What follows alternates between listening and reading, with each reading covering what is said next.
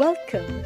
You're listening to Latin Waves with your hosts Sylvia and Sylvia Richardson. Latin Waves is more than just hot rhythms. This is a show about community, about creating a culture that is inclusive and based on fairness. Because everyone deserves dignity, respect, and has something to contribute. A new world is possible, and it all starts with us.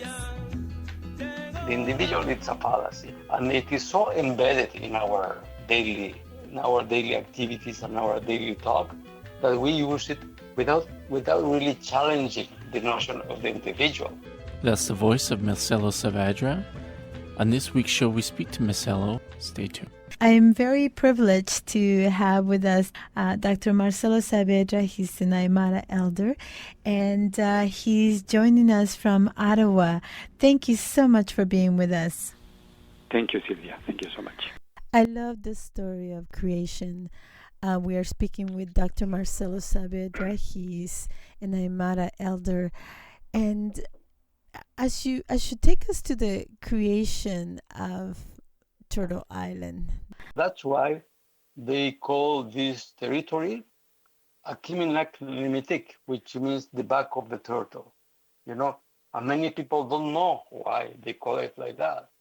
And it is because, one, it looks, when you see the territory at large with a satellite photograph, for instance, you're going to see that it looks like a turtle very much. You just have to believe that it is a turtle to see it. And it is not, as the Europeans say, I have to see it to believe it. It's the opposite. I have to believe it to see it. So if you believe in it, you are going to see the turtle.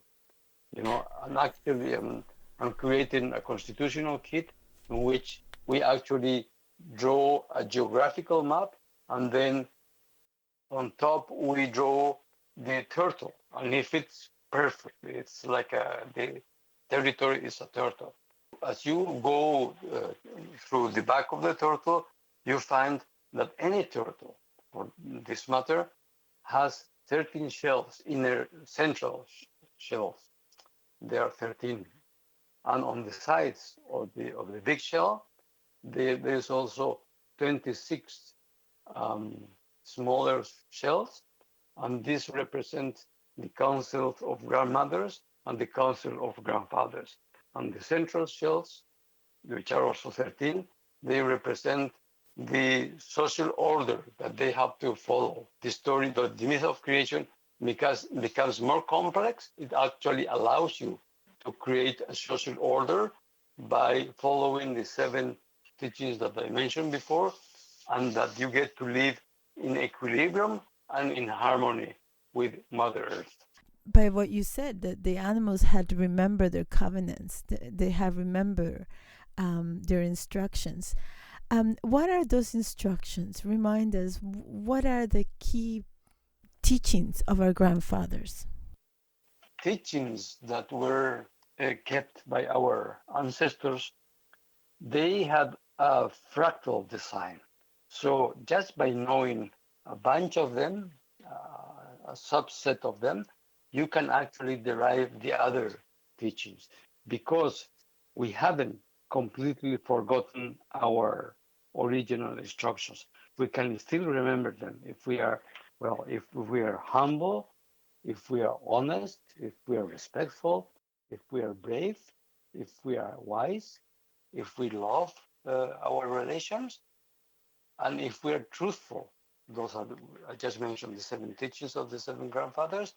If we follow those values, we are going to live a life that tends to be in equilibrium and tends to be in harmony with Mother Earth. And when I say Mother Earth, I'm also referring to the cosmos, because we believe in a parity fashion. We know that the planet is not alone in her orbit. It comes along with the solar system, and it also comes with the sun, which we call Tata Inti, Father Sun. That's a parity as well, fundamental parity. And also actually our universe, it comes also paired up with what they say it's dark energy, which makes up about 72 to 75% of what there is in this cosmos.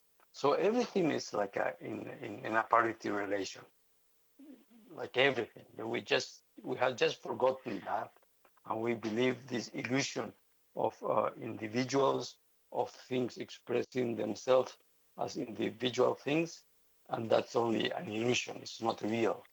Like everything comes, you come surrounded by your relations. It's mitakuye oyasin in the Lakota language, and of course you find not the same teachings are not expressed in the same way, because these teachings they pertain more to Turtle Islanders.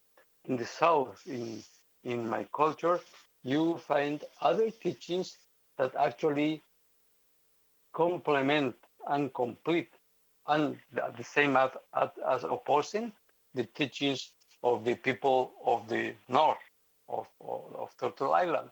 So we have a prophecy which is called the prophecy of the Pachacuti.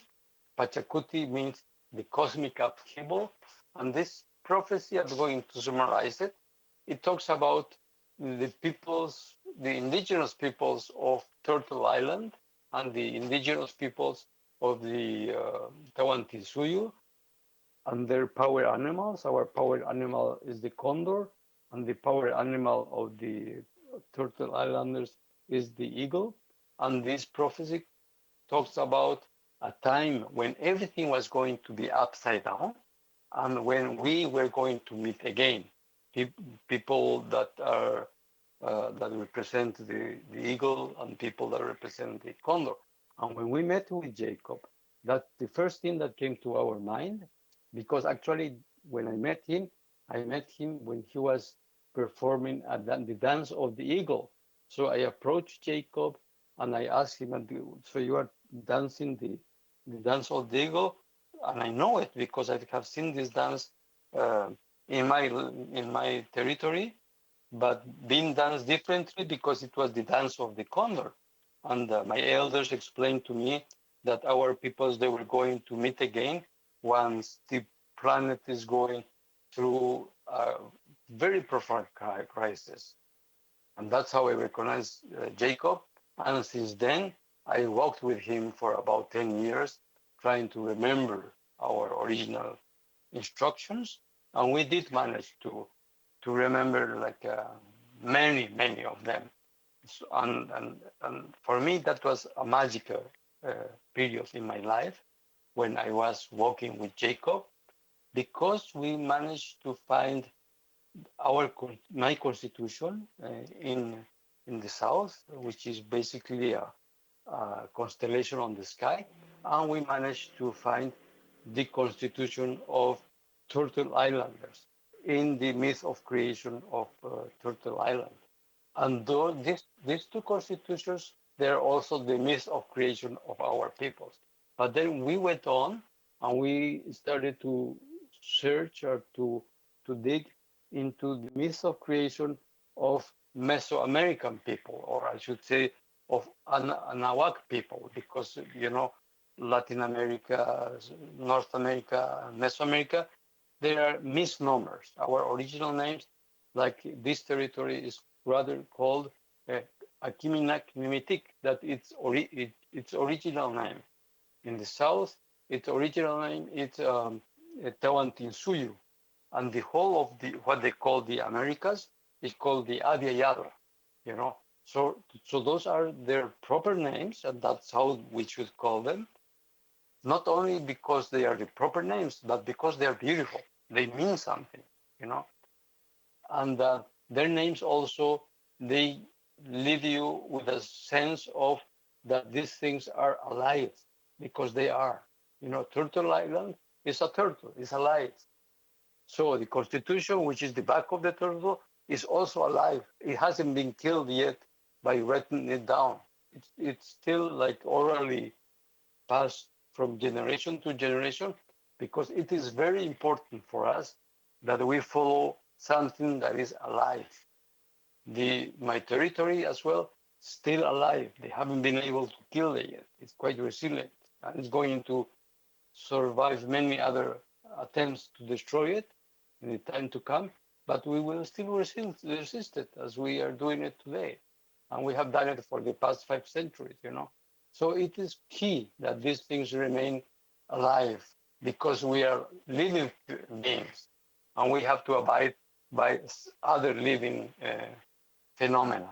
I love that you introduce us to the concept of metakuyo yasin, this idea of I am the reflection of my relations. And also the power of understanding our stories, or of knowing our stories, of knowing our names, the names of the places that gave birth to us. Um, can we talk a little bit about the way these names not only inform how we see, how we walk, but how we co-create with each other? How this co-creates a vision of community that is encompassing, that is based on reciprocity and respect. As I said, the Lakota saying that I am myself, it says metakuye oyasin, which is a beautiful thing because it says I am all my relations. I am a reflection of all my relations. So this means that me as an individual is only as an illusion. And after the Europeans came, they brought with them one of the illusions. Actually, they brought many illusions with them and they imposed them onto us. But one of the illusions that they brought was the illusion of the individual. So, for instance, the Charter of Rights of Canada, which is the constitution of this country, is based on the premise that there is an individual, and this individual has rights that has to demand to the state. We don't believe in that. We think we are persons instead of individuals. And I have challenged my students to actually prove me that the individual exists, But the first thing we have to do to create an individual is to sever him or her from all of its relations. But if you do that, yes, you get an individual. But this individual, how long can it survive without his or her relations? Not too long, So it's a fallacy. The individual, it's a fallacy, and it is so embedded in our daily activities and our daily talk that we use it without really challenging the notion of the individual. It takes a long reflection and a deep reflection to understand the individual. The individual is just an illusion that was imposed onto us for hundreds of years. But the individual doesn't exist. What really exists is the person, because the person doesn't come alone. The person comes with its parity relation, which is the community. And not only the human community, also the non-human community. You know that in your body, for instance, you have millions of bacteria coexisting with you at the same time in your body. That's already a relationship, a vital relationship for us and also for the bacteria. Fungus, for instance, they are also coexisting at the same time that we are in our bodies. So you also find fungi all over your body because we need each other to coexist. Darwin, he emphasized the notion of competition and the survival of the fittest when he looked at the non-humans as individuals. But that's a mistaken perception because he didn't see the other component of life on this planet, which is symbiosis. We couldn't live with all of our relationships with other animals, with other plants, with the trees. So he didn't look at that. He just looked at the competition, the individual part, and the survival of the fittest. And actually, if you look, go to Google and look for any animal, you're going to see that animal, whatever it is, is coming with other animals as well. And these other animals, they're fulfilling other functions like cleaning up the animal from bacteria, from other pests, like the crocodiles, for instance, and they exist with each other. They they coexist. They share their existence together, never alone, never individually. I'm reminded of the way we often talk to each other. When we first met, you said, "To be me, I have to walk with others."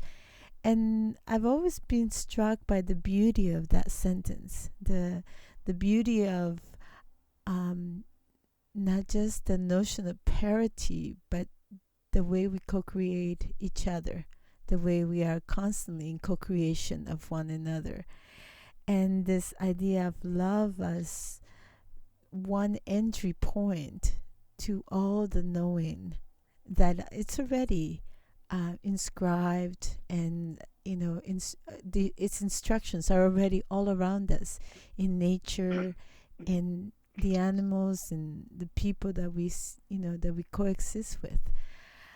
So how do we nurture this way of being in ways that allow us to grow, to be grounded, to free ourselves of paradigms? Because I think one of the ways that we have learned to see the world in the Western way of seeing is to understand the different paradigms, the different ways of seeing, whether it's a capitalist paradigm, whether it's, this idea that money, a particular system of managing financial wealth could possibly be a guiding system for co-creating life, which we have now seen it is not.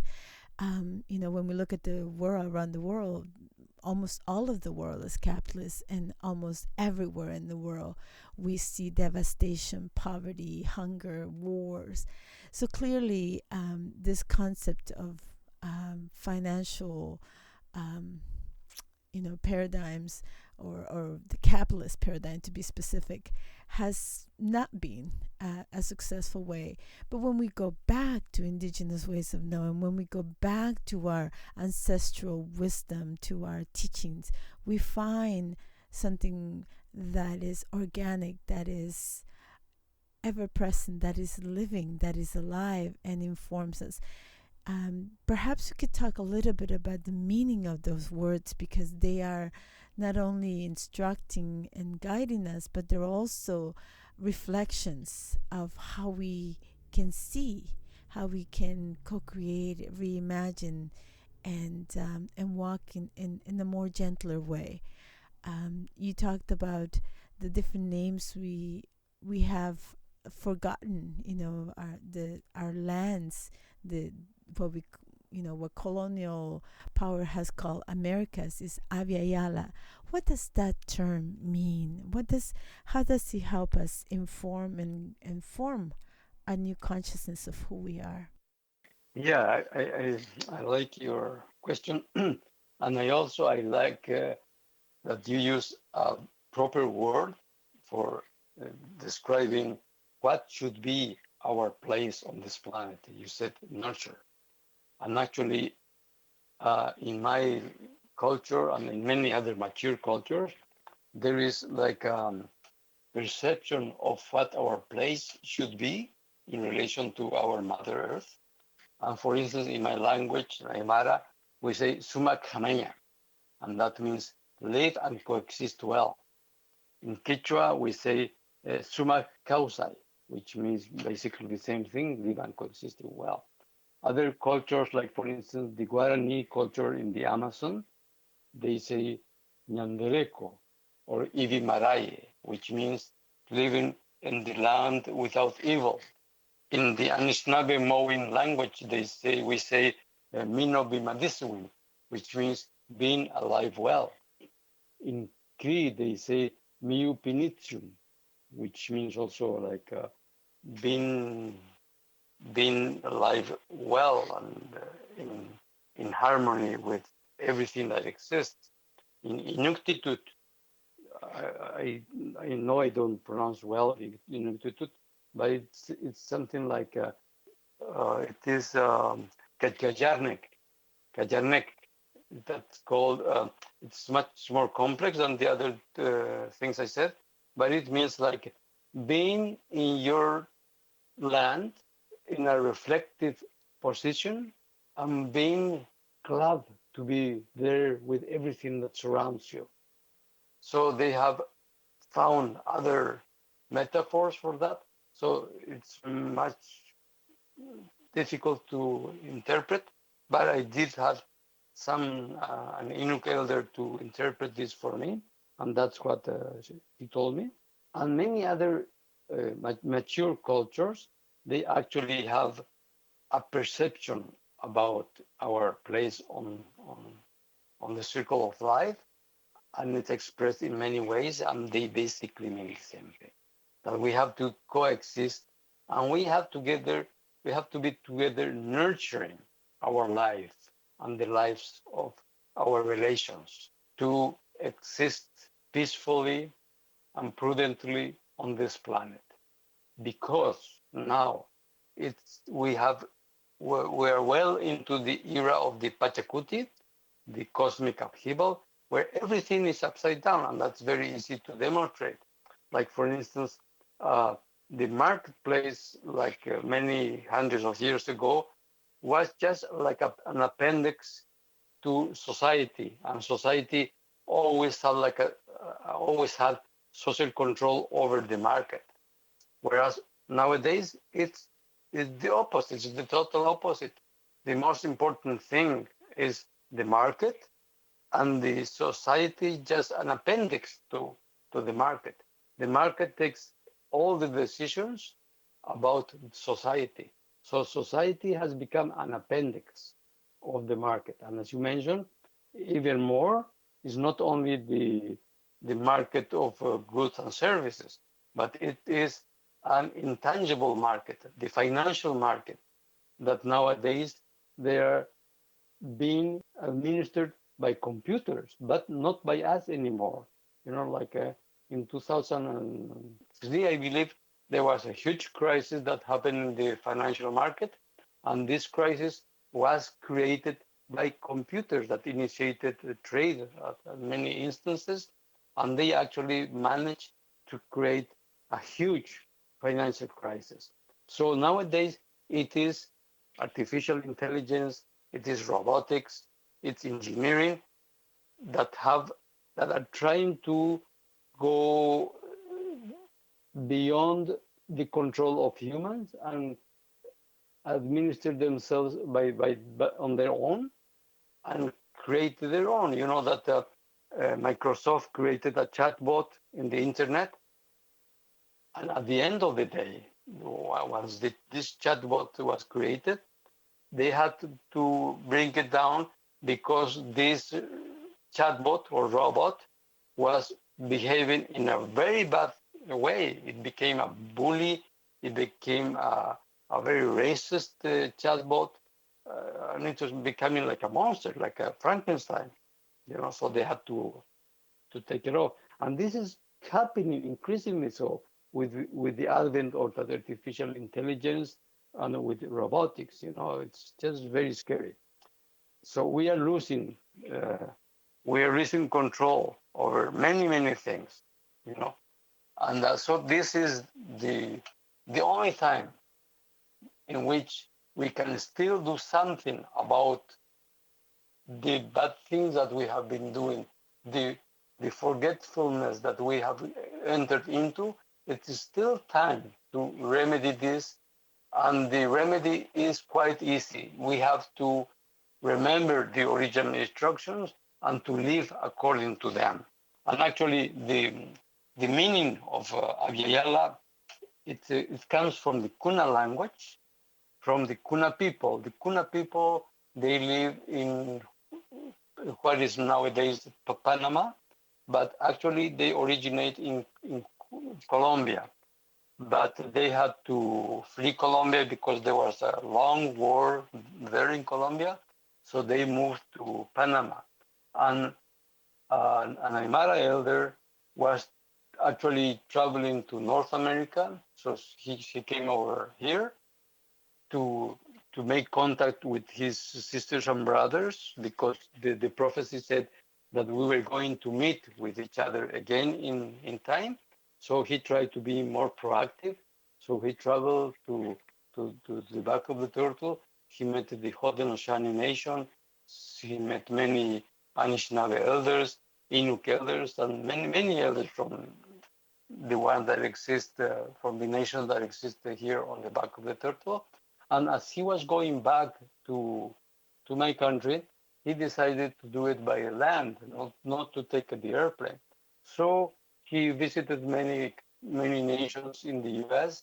He moved on to Central America, and eventually he ended up in Panama. And that's where he learned that the people there, they called the whole territory Abya. So he asked why, and of course he asked for the meaning of this word, and he learned that Abya means the mature land, because it is inhabited by mature people, which are our indigenous nations. So that's what it means. Abya, it means the mature nation, or also the land in fruition. So all those significances are very beautiful, because you're talking about your land that is bearing fruit already. And that's a very keen observation that our ancestors had about the land, because if you plant an apple tree and the tree hasn't lost its original instructions, so eventually that apple tree is going to grow up, it's going to become an apple tree, and eventually it'll start to apple, because that is original instruction. The same thing, if you have a kitten, eventually it's going to grow up and it's going to become a cat, because that is original instruction. Whereas we as human beings, we need to wear several masks. We have to be doctors, we have to be students, we have to be engineers, we have to be this and that. So we need to be many other masks, because we are afraid, because colonialism, capitalism, and patriarchy, they imbued in us this fear of looking at our own eyes. We are afraid at looking at who we are, but we shouldn't be afraid. We are just humans, and that's what we should be. We should be humans, and that's the only thing that it takes to go to the next step, to be a good human. So in my classes, the message I pass to my students is that if you remember your original instructions, you are going to be a good human. And if you are a good human, to take the next step and to be a good ancestors, it's just a small step that you have to take. But you have to begin somewhere. You have to begin by abiding by the teachings of the seven grandfathers if you live here on Turtle Island. Thank you. That was so beautiful. Thank you so much for being with us today. Thank you, Sylvia. Take care. Bye. That was Dr. Marcelo Saavedra. He's a professor in Indigenous Studies at the University of Ottawa. We've come to the end of our show, Latin Waves. Latin Waves is an internationally syndicated weekly program made available through campus and community stations and available out to the world at www.latinwavesmedia.com. Visit Latin Waves Media to hear previous shows, to access resources, or support our efforts towards social change via community project engagement. Thank you and bye for now.